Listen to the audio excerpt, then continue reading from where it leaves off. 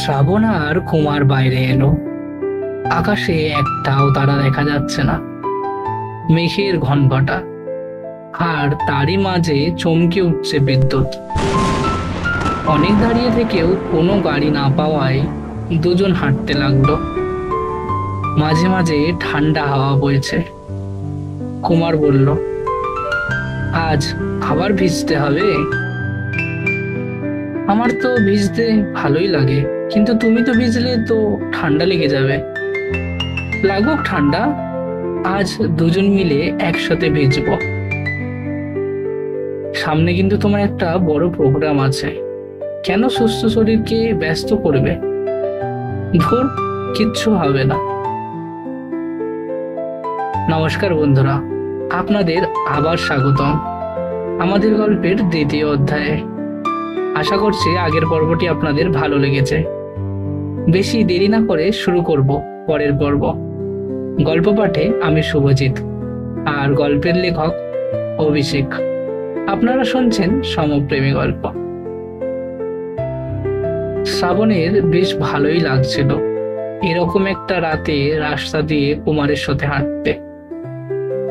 কুমারের থিয়েটারের মেকআপ এখনো লেগে, কি মিষ্টি লাগছে ওকে দেখতে। শ্রাবণ হাঁটতে হাঁটতে তাকিয়ে রইল কুমারের দিকে, আর মনে মনে ভাবল, কুমার, তুমি কি আমাকে ভালোবাসো? আমি তো তোমায় নিজের থেকেও বেশি ভালোবাসি, কিন্তু কিভাবে বলবো তোমাকে? আচ্ছা, তুমিও তো আমাকে বলতে পারো, নাকি তুমিও আমার মতোই লজ্জা পাও? আমার মন যে বড্ড ব্যাকুল হয়ে পড়েছে, তোমার ভালোবাসার ছোঁয়ার অপেক্ষায় রয়েছি তোমার মুখ থেকে ভালোবাসার প্রথম অনুভব শোনার। আমার প্রিয় নায়ক, তোমার রোমান্টিক সংলাপে যেমন সবাই তোমার প্রেমে পড়ে, আমি বাস্তবে তেমন ভাবে প্রেমে পড়তে চাই। সে প্রেম হবে অনন্ত, সে প্রেম হবে সত্য। ভাবতে ভাবতে একভাবেই তাকিয়েছিল শ্রাবণ কুমারের দিকে। কুমার ব্যাপারটা লক্ষ্য করে বলল, এই কি হলো, কি দেখছো? কোথায়? কিছু না তো। কিছু না বললেই হবে? কেমন হাঁ করে একটা তাকিয়েছিলে? আরে না, তেমন কিছুই না। এসব কথার মাঝেই বেশ জোরে একটা বিদ্যুৎ চমকানোর শব্দ হলো। অন্ধকারের মধ্যে মনে হলো যেন কয়েক মুহূর্তের জন্য একটা স্পটলাইট ওদের ওপর পড়ল। ভয়ে দুজন দুজনাকে শক্ত করে জড়িয়ে ধরল, আর তার সাথে সাথেই নামলো মুষল ধারায় বৃষ্টি। বৃষ্টিতে ভিজতে লাগলো দুজনে। ভেজা শরীরে কি মায়াবী লাগছে দুজনকে। কুমার শক্ত করে শ্রাবণের হাতটা ধরল। বৃষ্টির মধ্যেই হাঁটতে লাগলো একসাথে। দুজনেই এই মুহূর্তটা অনুভব করছিল। বাড়ির সামনে এসে কুমার বলল, অনেক রাত হয়ে গেছে, আজ আর তোমায় বাড়ি ফিরতে হবে না। তাছাড়া আজ মনে হচ্ছে না যে বৃষ্টি থামবে। তুমি আমার সাথে আজ আমার বাড়িতেই থেকে যাও। শ্রাবণেরও কুমারকে আজ ছেড়ে যেতে ইচ্ছে করছিল না। শ্রাবণও রাজি হয়ে গেল। বাড়ির তালা খুলে দুজনেই ঘরে ঢুকে গেল। কুমার লাইটের সুইচ দিতে গিয়ে বুঝতে পারলো লোডশেডিং হয়ে আছে। কোন রকমে একটা মোমবাতি জ্বালালো ওরা। মোমবাতির আলোয় ঘরটা এক আলো আধারী পরিবেশ তৈরি হয়েছে। সে এক মায়াবী পরিবেশ। এই মায়ায় যেন সমস্ত সীমা লঙ্ঘন করা যায়। এরই মাঝে কুমার হাঁচি দিতে শুরু করলো। শ্রাবণ বলল, দেখেছো, সেই ঠান্ডা লেগেই গেল। বললাম ভিজো না, কথা শোনো না একদম। আরে ঠিক আছি আমি। না, একদম ঠিক নেই, চুপ করে বসো। কুমার নিজের ভেজা শার্টটা খুলে বসল। শ্রাবণ একটা শুকনো গামছা দিয়ে কুমারের মাথা মুছে দিতে লাগলো। মোমবাতির আলো এসে পড়ছে কুমারের খালি শরীরে। যে কেউ এই শরীরের বশে নিজেকে সঁপে দিতে পারে না। আজ আর শ্রাবণ নিজের ইচ্ছেকে সংবরণ করতে পারল না। এগিয়ে এলো কুমারের দিকে। শ্রাবণের চোখের সেই কামনার ডাক কুমারও উপেক্ষা করতে পারল না। দুজনের অষ্টযুগল মিলিত হলো। কুমারের স্পর্শে নিজেকে উজাড় করে দিল শ্রাবণ। সমস্ত লজ্জা হলো ভুলুণ্ঠিত। বিভ্রষ্ট দুটো শরীর মোমবাতির কাঁপতে থাকা আলোর খেলায় মিশে গেল একে অপরের সাথে। বাসনার আজ সমাপ্তি ঘটল। কুমারের শরীরের উষ্ণতায় মিশে গেল শ্রাবণের শীতলতা। স্টার থিয়েটারে সেদিন কুমারের অভিনীত এক বিশেষ নাটক মঞ্চস্থ হচ্ছে। উপস্থিত রয়েছেন একজন কিংবদন্তি সিনেমা ডাইরেক্টর প্রদ্যুৎ বসু। মঞ্চে নাটক চলছে। শ্রাবণ কুমারের অভিনয় দেখছে মনোযোগ দিয়ে। এমন গুণী মানুষ যে তার জীবনে সে পেয়েছে তা ভেবেই মনে মনে খুশি হয়। হ্যাঁ, তবে এটা ঠিক যে কুমার সে রাতের কথা আর কোনোদিনও তোলেনি। এমনকি ওদের মধ্যে এই নিয়ে কোনো কথা বা পুনরায় তেমন কোনো পরিস্থিতির সৃষ্টিও হয়নি। তবে শ্রাবণ বোঝে কুমার তাকে ভীষণ ভালোবাসে। সব সময় ভালোবাসার কথা মুখে প্রকাশ করার দরকার পড়ে না, কাজে কর্মে ব্যবহারে বোঝা যায়। এই নাটকে কুমারের অভিনয়ের সাথে জড়িয়ে রয়েছে ওর ভবিষ্যৎ। এই ইন্টারসিটি কম্পিটিশনে যদি ও সেরা অভিনয় করে তবে ওর স্বপ্ন পূরণের পথ খুলে যাবে। মনে পড়ে গেল সপ্তাহখানেক আগে কুমার রিহার্সাল থেকে বেরিয়েই রাস্তায় দাঁড়িয়ে থাকা শ্রাবণকে আলিঙ্গন করল। শ্রাবণ বলল, কি হলো হঠাৎ? একটা দারুণ খুশির খবর আছে। কি, বলো বলো। এবারে স্টারে ইন্টারসিটি থিয়েটারে কম্পিটিশনের ডাইরেক্টর প্রদ্যুৎ বাবু আসছেন প্রধান বিচারপতি হিসেবে। That's great. আরে আরো শোনো। কি?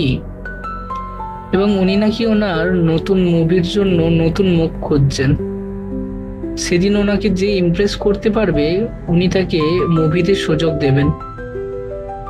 একবার আমি যদি আমার অভিনয় দিয়ে ওনাকে ইমপ্রেস করতে পারি তবেই কেল্লা ফতে, সোজা সিনেমায় এন্ট্রি। আমি জানি তুমিই পারবে। এবার তোমার জীবনের ইচ্ছেটা পূর্ণ হবে। তবে উনি খুবই অ্যাকিউরেট, একটু ভুলচুক হলেই সব শেষ। উনি যদি জহরি হন তবে তুমি খাঁটি হিরে, চিন্তা নেই, সব ভালো হবে। I hope so. Just believe yourself and rock on the stage. সেদিন কুমারের উজ্জ্বল মুখটা দেখে শ্রাবণ খুব খুশি হয়েছিল। আর মাত্র কয়েকটা মুহূর্ত, তারপর কুমারের স্বপ্ন সত্যি হওয়ার পালা। নিজের হাত ব্যাগের ভেতরে হটপটটা একবার দেখে নিল শ্রাবণ। ওটাই কুমারের জন্য নিজের হাতে বানানো চিকেন স্টু আছে, কুমারের প্রিয়, স্পেশালি শ্রাবণের হাতের বানানো। সামনের রঙ্গমঞ্চে শ্রাবণের কুমার তখন এক নারীকে প্রেম নিবেদন করছে। শ্রাবণ অবাক হয়ে শুনছে, আর কল্পনার জগতে ভেসে চলছে। কুমার শ্রাবণের সামনে হাঁটু মুড়ে বসে আর শ্রাবণ দাঁড়িয়ে। কুমারের হাতে লাল রঙের গোলাপ, ঠোঁটের কোণে দুষ্টু হাসি, আর বলছে, ভালোবাসা শব্দটা খুব কঠিন, হয়তো অনেককে অনেকবার বলা যায়, কিন্তু ভালোবাসি বলার সময় তা যদি উপলব্ধি করা যায় তবেই সে তোমার প্রকৃত ভালোবাসা। আর আমি সে উপলব্ধি তোমার কাছেই পেয়েছি হে প্রিয়।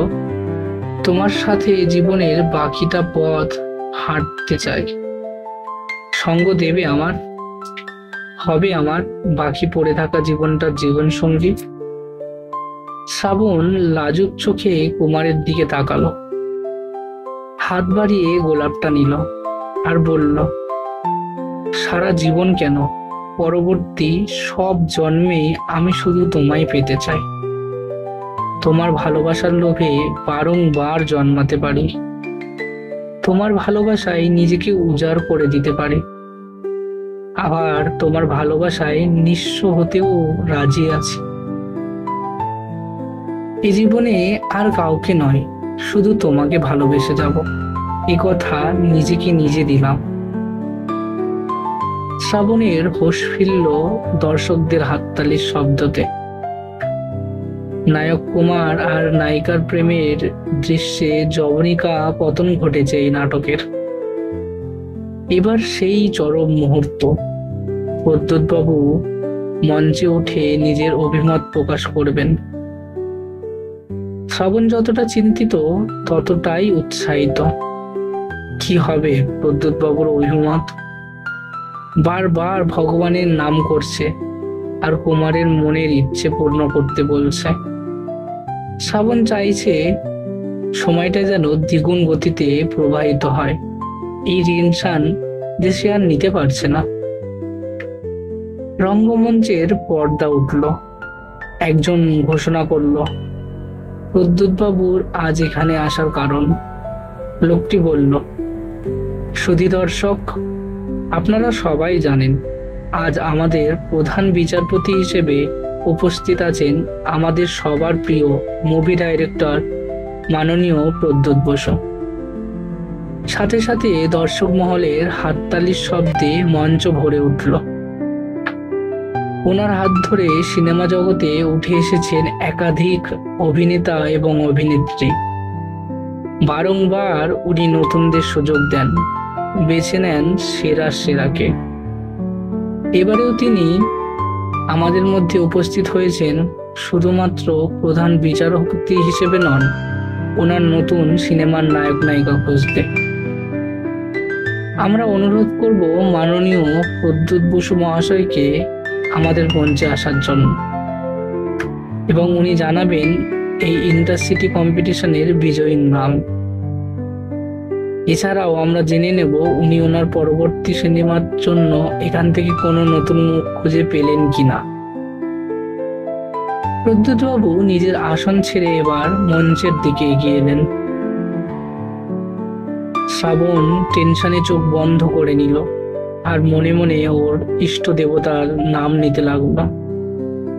আর কয়েকটা মুহূর্ত, তারপর তিনি ঘোষণা করবেন, এক লহমায় বদলে যাবে একটা জীবন। শ্রাবণ মনে প্রাণে চায় কুমার যেন জয়ী হয় এবং ওর স্বপ্ন পূরণ করতে পারে। প্রদ্যোৎবাবু এবার মঞ্চে উঠে এলেন আর মাইক্রোফোনটা হাতে নিলেন আর বললেন, সুধী দর্শক মণ্ডলী, সকলকে জানাই শুভ সন্ধ্যা। আজ সারাদিন এই ইন্টারসিটি থিয়েটার কম্পিটিশন হলো, তার অন্তিম পর্ব আগত। ধন্যবাদ সবাইকে উপস্থিত থেকে এই প্রতিযোগিতাকে সাফল্যমণ্ডিত করার জন্য। আজ এই কম্পিটিশনের মাধ্যমে আপনারা পেতে চলেছেন পরবর্তী নতুন তারকা। এই প্রতিযোগিতা সেরা নায়ক ও সেরা নায়িকা পাবে আমার পরবর্তী সিনেমায় লিড চরিত্রে অভিনয়ের সুযোগ। প্রদ্যোৎবাবুর কথা শুনে মঞ্চে ভরে উঠল হাততালিতে। ব্যাকস্টেজে কুমার ও বাকি প্রতিযোগীরা দাঁড়িয়ে। আজ এরপর ওদের মধ্যে কারোর একজনের ভাগ্যের চাকা ঘুরে যাবে, কিন্তু কে সে, সেটি জানতে হলে অবশ্যই পরের পর্বটি দেখবেন। আশা করছি আপনাদের এই পর্বটি ভালো লেগেছে। দেখা হচ্ছে পরের পর্বে পরের শুক্রবার। সুস্থ থাকবেন, ভালো থাকবেন।